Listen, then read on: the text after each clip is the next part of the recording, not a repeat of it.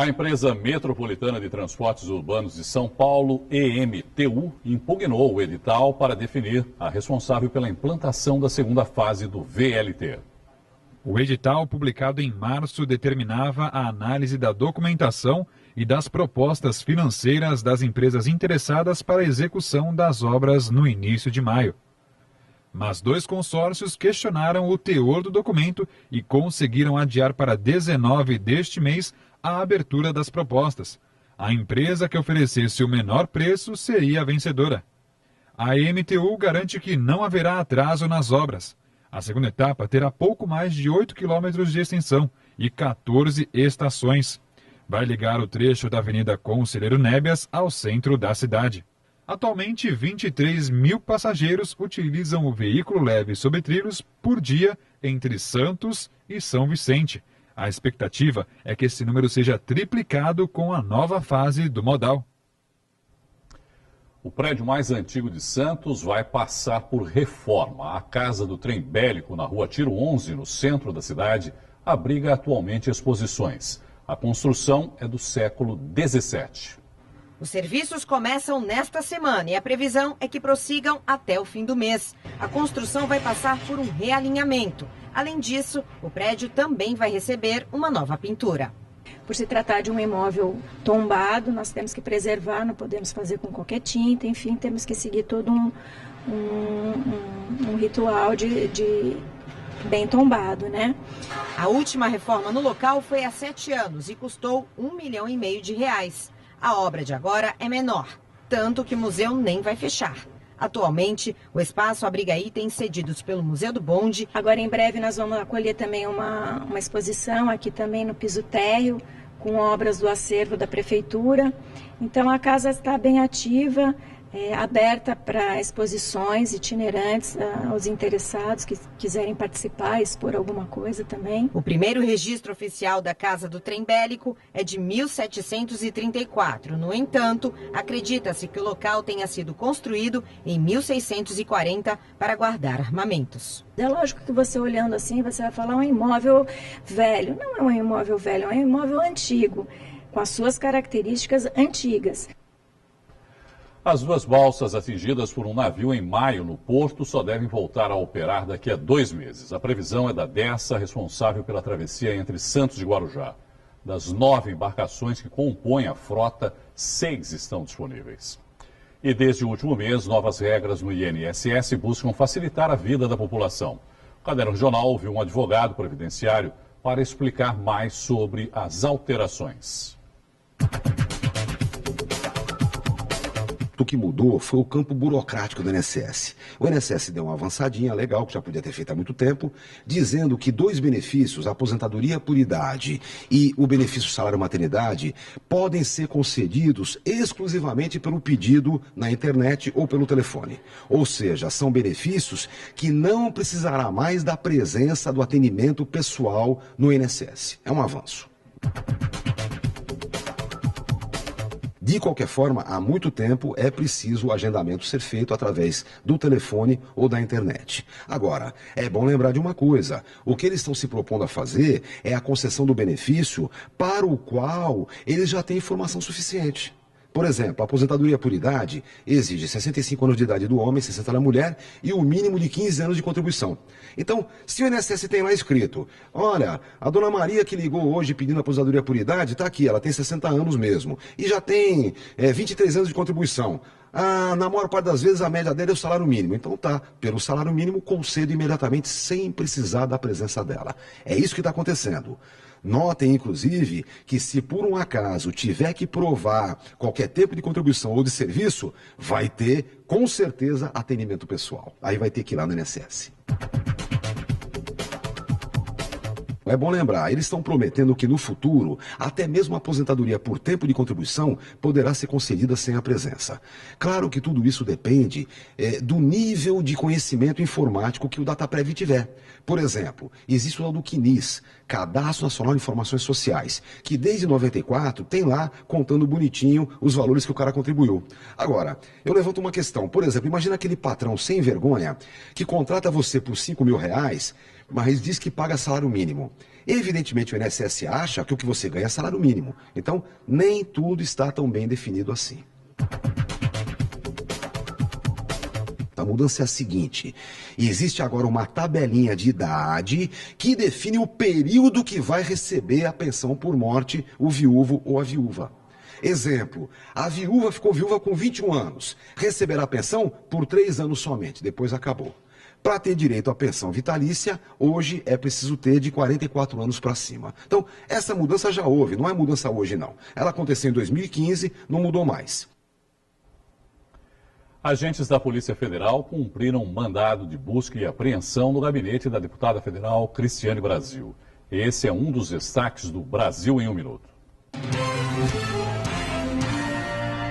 A Polícia Federal investiga se a deputada federal Cristiane Brasil tem participação na organização criminosa que atua na concessão fraudulenta de registros sindicais no Ministério do Trabalho. Também foi feita a busca e apreensão no Rio de Janeiro, onde mora a parlamentar do PTB. A presidente do Supremo Tribunal Federal, ministra Carmen Lúcia, autorizou em caráter liminar o desconto dos dias parados de servidores em greve na Receita Federal. A autorização foi dada a pedido da Advocacia Geral da União. Os auditores fiscais do Porto de Santos decidiram prorrogar a greve até o dia 30. A campanha nacional de vacinação contra a gripe termina na sexta-feira. Segundo a orientação do Ministério da Saúde, as cidades que ainda tiverem doses poderão ampliar a imunização para crianças de 5 a 9 anos e adultos de 50 a 59 anos. Até ontem foram vacinados cerca de 42 milhões de pessoas do público-alvo. O ginásio poliesportivo da Unisanta ontem teve uma noite digna de uma máquina do tempo. Passado e presente do Santos Futebol Clube dividiram o mesmo espaço. Um momento mágico que só poderia ter sido proporcionado por um dos personagens mais importantes da história do clube. Uma noite de festa, de muitos autógrafos. Das arquibancadas à presidência tem muita emoção envolvida e trabalho. São mais de 400 páginas da história de um homem que se confunde com a história de um time. A gente procura focar várias épocas, né, desde o meu nascimento e da maneira como nós, como torcedor, como dirigente, e depois até chegar à presidência do clube, encaramos ou nas arquibancadas, ou no caso nos corredores da vila, sempre querendo dar a ênfase no sentido de mostrar ao leitor situações onde talvez ele desconheça e ele vai conseguir não só ver o lado do Marcelo pessoal, mas acima de tudo também daquilo que nós vivemos ao longo desse período. E como se traduz a alegria de ver a realização de um irmão? Uma palavra: orgulho. Muito, uma alegria muito grande. Principalmente porque isso é um exemplo, não é, para muitas gerações, e também uma homenagem que ele faz para tantos que o ajudaram. Ele sempre, Marcelo, tem essa postura muito humilde, não é, com seu jeito até brincalhão muitas vezes, e com esse coração aberto. Ele fala muito desse amor ao Santos, o amor pela família, o amor pela cidade, pelo país e pelas pessoas, não é? Ele sempre com esse intuito de revelar talentos, fazer o melhor e dar sempre a mão para todos. Então é um exemplo muito bonito. A festa foi também um reconhecimento do trabalho de uma equipe. Nós estamos aqui analisando, premiando, reconhecendo o trabalho de uma equipe que, junto com Marcelo Teixeira, são treinadores, preparadores físicos, jogadores, enfim, que fizeram a história do glorioso alvinegro. O livro é recheado de episódios de bastidores, momentos decisivos, histórias que surpreenderam até mesmo os filhos do autor. Tem passagens e bastidores que às vezes as pessoas não conhecem, não sabem a dificuldade que é de mando de jogo, de escolha de árbitro, enfim. Vários bastidores que as pessoas merecem ler para entender e saber como que é o futebol. Ele conta até histórias, inclusive, que nós não sabemos, né? Ele sempre foi de contar as histórias do Santos nos restaurantes, comentar como que eram as viagens, como que eram os jogadores. E eu participei muito dessa criação do livro dele, porque como eu leio muito livro, ele sempre vinha pedir uma ajuda, para ajudar ele em alguma coisa ou outra. Então tinha histórias emocionantes, histórias que valem a pena qualquer leitor ler, não só um santista, como todo mundo que gosta do futebol brasileiro. Agora, imagine participar de tudo isso, viver cada momento junto, só mesmo sendo uma grande parceira para a vida toda. Realmente peguei grande parte do Marcelo, ele foi o presidente mais jovem, logo que nós nos casamos, e está aí no meio do livro nós, o casamento, os nossos filhos, e é isso que a gente deseja, que o Marcelo seja sempre muito iluminado, tenha sempre muita luz, para que ele consiga realizar todos os sonhos dele, assim como está sendo mais um realizado de tantos que ele já teve. Craques, personagens importantes dessa história, prestigiaram a noite de festa. O ginásio estava lotado e fila para ter no livro uma dedicatória do autor. Entre os convidados, é claro, muitos jogadores que passaram pelo Santos. E o elenco do título de 2002 marcou presença. Quem não lembra da dupla Diego e Robinho? Foi uma noite para reviver muitas alegrias. Momentos e sentimentos que nem o tempo e nem a distância apagam. O que mais ficou daquela época para você?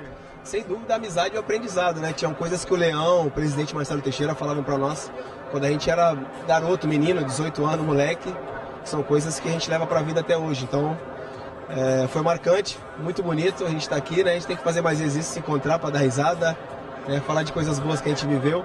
E a gente fica feliz de estar aqui podendo homenagear o Marcelo Teixeira e o Santos Futebol Clube. Amizade que a gente leva até hoje, né? E o que fica marcado é realmente a alegria daquele momento, né? A forma espontânea como a equipe jogava e as vitórias, né? Títulos, isso que também é fundamental. E tudo isso aconteceu, portanto é um grande prazer ter participado daquela equipe e ter amigos como esses daqui que nós estamos vendo hoje. Toda essa união, essa amizade é reflexo do trabalho de quem estava na liderança. Poucas pessoas têm essa sensibilidade, têm essa preocupação, esse carinho de reunir todos os jogadores indistintamente de quem se destacou mais, de quem se destacou menos. Alguns acabam se tornando, até pela própria história, anônimos, mas todos eles contribuíram muito para que tudo aquilo ocorresse, e isso que o Marcelo está fazendo mostra o coração dele, mostra o caráter, a personalidade e esse instinto familiar que ele sempre teve dentro do clube, de trazer todo mundo aqui para dentro e render homenagens a todos nós. Falar de 2002 é lembrar de um ano de lutas. Não foi fácil chegar ao título, e o resultado de tanto trabalho está marcado na história. O primeiro título nosso, né? Da maioria daqueles meninos, nós, né? Eu pude fazer um gol na final, um empate, né? Que já dava a conquista do título pra gente, mas o Léo veio para coroar com o gol final. Então, acho que foi uma vitória de um grupo, de um trabalho árduo, difícil pra caramba, mas que no final foi prazeroso porque nós saímos campeões. A emoção, acho que não tem como descrever. Aquele título nosso marcou as nossas carreiras. Eu acho que era um título que o Santos vinha buscando. 95 passou muito perto e a gente teve a proeza de conseguir, né, vencer o arco-rival. Eu acho que no ano, né, no segundo semestre, a gente venceu 5 vezes o Corinthians. Eu acho que foi uma façanha muito grande. Era uma equipe muito qualificada, com jogadores experientes, jogadores campeões do mundo, né, que era o Vampeta e o Ricardinho. Então não era uma equipe à toa. E eu acho que a gente fez por merecer. Existia sempre um dilema no Brasil que criança ganham jogos, não ganham campeonato. E aí eles tiveram a felicidade de provar que iam inverter a ordem do relógio. Até hoje. Não tem na cidade de Santos, não tem na torcida do Santos, não tem em nenhum lugar do Brasil que eles não saibam até hoje a escalação e o reconhecimento para aqueles meninos que eu acho que é a segunda geração de meninos da Vila. E conseguiram superar a primeira, que foi muito boa. Das arquibancadas, a presidência emociona. É um documento para a história do Santos e da cidade. Marcelo Teixeira tinha coisa para contar. E contou. E com isso acabou fazendo muita gente se emocionar. Como santista que sou, apesar de 10 anos no São Paulo, você ter participado de um clube como esse, que teve Pelé, Coutinho, Edu, então realmente é orgulho de satisfação, orgulho de dever cumprido no lugar que a gente sempre amou. Das arquibancadas à presidência 2002 é uma grande homenagem a atletas, à família, ao futebol e, é claro, à cidade. O Marcelo, o maior de todos os presidentes, deu uma grande contribuição ao Santos e, consequentemente, à cidade. Porque eu digo sempre que quando o Santos vai bem, a cidade também vai bem. O Santos leva o nome da nossa cidade para o mundo, eu diria. É a história mais rica do futebol mundial e o Marcelo é responsável por grandes capítulos dentro dessa história. E esse livro acho que retrata isso, essa grande contribuição que o Marcelo, a família Teixeira, deu ao Santos Futebol Clube. É importante que a gente possa valorizar. Isso agora fica consignado, registrado para a história com essa publicação. E não é demais falar. O livro é, na essência, a história de um homem que se confunde com a história de um clube. O Milton, quando era presidente do Santos, o Marcelo Teixeira chegou a ser mascote do Santos, desde pequenininho. O Milton ia assistir jogo do Santos, no campo da Portuguesa Santista, segurava o Marcelo pela mão. E ele vendo o jogo da Portuguesa, sábado à tarde, domingo à tarde. O tempo foi passando, né? E o Marcelo ficou intrinsecamente ligado ao Santos. Ele tem raiz. Existem pessoas que vêm de São Paulo, da Moca, da Vila Prudente, do Jardim Paraíso. O Marcelo tem raiz. Ele é umbilicalmente ligado. Ele e a família são umbilicalmente ligados ao Santos. Isso aí ninguém pode negar, né? Renovar os votos de amor, relembrar bons momentos e sonhar com mais dias juntos. Neste 12 de junho, Dia dos Namorados, o Caderno Regional preparou uma reportagem especial para homenagear todos os casais. Ah, o amor! Tantas definições, explicações, poesias, filosofias. E às vezes, quando a gente vê um casal de mãos dadas na rua ou uma família, a gente entende de primeira o que é esse sentimento.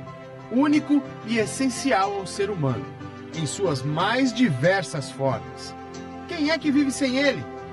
Mas vamos falar de amor apaixonado, de desejo entre duas pessoas, de relações. E a pergunta é, só amor basta? A psicóloga especialista em relacionamentos diz que é preciso mais. Afeto. O afeto exige troca, o afeto é cuidado, o afeto é aceitação do outro, é olhar no olho do outro e perceber as necessidades do outro. E vice-versa, entre o casal, né? Tem que ser uma troca, é uma via de mão dupla. Para ver como isso funciona, fomos à casa do Daniel e da Lorelaine. Eles estão no começo do namoro. Ela, psicóloga, ele, advogado. Se conheceram em um congresso. Depois de alguns encontros, foi ela que tomou a iniciativa. Pelo fato de ser psicóloga, talvez percebi que um estava mexendo com o outro e aí surgiu olha, preciso te falar uma coisa. Aí ele, o quê? Que eu tô mexendo com você? E eu com você. E aí a relação começou a ser construída. A relação afetiva começou a ser construída a partir dali. Já são 7 meses de relacionamento. Lorelaine mora com a filha em Presidente Prudente, no interior de São Paulo. O casal se reveza nas viagens para se encontrar. Mas o Daniel diz que não demora nada para eles ficarem juntos de vez. A gente tem um ideal de construir família, né? Uma família que eu já peguei pronta. Eu tenho a felicidade de encontrar algumas coisas prontas e trazer para mim, né? Então eu fui lá em Presidente Prudente, encontrei a família pronta com a mãe e com o filho e agora só faltando eu me inserir. E pelo jeito vai dar tudo certo, com muito amor e respeito. Pessoas com deficiência se relacionam da mesma maneira que pessoas sem deficiência se relacionam. Então, o fato da deficiência, ela não é impeditivo e nem pode ser e nunca deveria ter sido impeditivo para as relações acontecerem, principalmente as relações afetivas. É só o amor, é só o amor que conheço, é verdade. De uma história de amor novinho para uma história de amor antigo. Eu estou chegando aqui na casa da Dona Hélia e do seu Paulo e olha só que bonitinho. 60 anos de casados e muito amor envolvido. E olha, essa história começou com uma troca de olhares no bonde. Eu não queria atrapalhar o beijo não, mas conta pra gente como foi, dona Hélia. Então, foi essa vez que nos encontramos no bonde. Essa foi já a paquera principal, porque foi um olhar bem direto um do outro. Aí não esquecemos jamais. E depois ele trabalhava na rua, atravessando crianças, e eu passava fazendo compras. Minha mãe trabalhava e eu fazia as compras de casa. E aí começamos a olharmos, aí conversando, e foi assim, no começo, bem simples. Pois é, o começo foi na simplicidade e na coragem. Dona Hélia é espanhola e conta que o seu Paulo teve que encarar o pai dela, um espanhol linha dura. Não deixava namorar não. Mas depois de 1 ano, o casamento. E uma vida juntos. E vieram filhos, netos, bisnetos. As fotos guardam uma parte dos inúmeros momentos felizes da família. Fruto do amor desses dois. Dá trabalho construir uma relação assim, sólida, tão sólida? Dá um pouco de trabalho, mas não tanto. Vai fluindo normalmente. O amor deixa fluir normalmente as coisas, não é? Claro que todo casal discute um pouco, mas nada grave, nada de ficar assim, emburrados muito tempo. não resistíamos, né? E é muito amor, muita compreensão, muita honestidade um com o outro, né? Sinceridade tem que ser. Lembram do afeto que a psicóloga falou lá no começo da reportagem? Pois é, nem precisa falar que esse casal é exemplo. Hoje seu Paulo precisa de cuidados a mais. E dona Hélia é só dedicação e carinho. E amor, é claro. Aliás, esse nunca faltou. Se a senhora pudesse viver mais 60 desse casamento, a senhora viveria mais 60? Viveria. Com todo carinho. Viveria. E se tivesse que passar pelas mesmas coisas, passaria. Passaria sim, porque tudo é experiência, né, na vida. Tudo faz parte da experiência. É muito amor, né, dona Hélia? É, muito amor. Eu acho que vim de propósito para ele, da Espanha. A senhora veio importada para ele? Veio importada para ele. Assim, sorri pra mim, e quando eu não te vejo. A edição de hoje termina aqui. Uma ótima noite dos namorados. A gente volta amanhã. Tchau.